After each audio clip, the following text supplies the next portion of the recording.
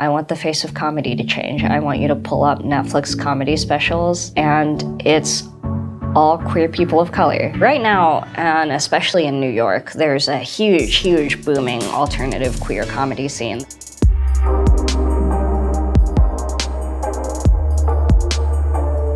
I've been doing comedy, I've been doing comedy coming up on 6 years. Right now, where I'm at in comedy, there's a split between when I'm performing in rooms full of people who are also queer or are also Asian American and kind of understand what I'm saying. And then for those people, it's important because they agree with me. And then there's when I'm in rooms where the people have never heard what I'm saying before. They've never thought of it. I do go by the gender-neutral pronoun they, them. I like when people call me they. It makes me feel less lonely. In my set, I say I am a non-binary transgender person, which means I am trans, but I don't identify as a punk musician or a spoken word artist. Cis audiences love my jokes about they pronouns, and then they go, oh, wasn't she so funny? Non-binary means that everything you've ever learned is a lie, which I think is very freeing. I never want to alienate people. I'm always trying to bring the room together for us to all kind of have a good time, even as I'm ribbing people.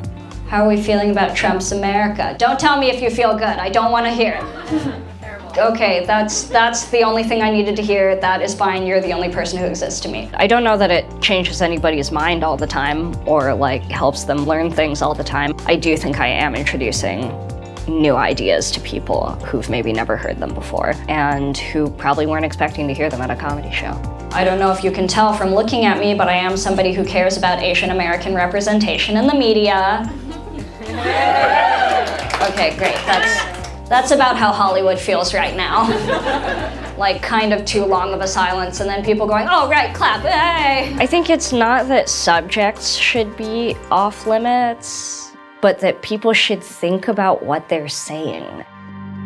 There's a difference between somebody talking about their own experiences of sexual violence and doing jokes where sexual violence is the punchline. In the mainstream comedy landscape, there are a lot of jokes that are specifically degrading to trans women, specifically where trans women are the punchline. In real life, trans women, particularly trans women of color, Black trans women, people murder them at an alarming rate. Like, if that's not a joke anymore, then maybe this won't happen as much in real life.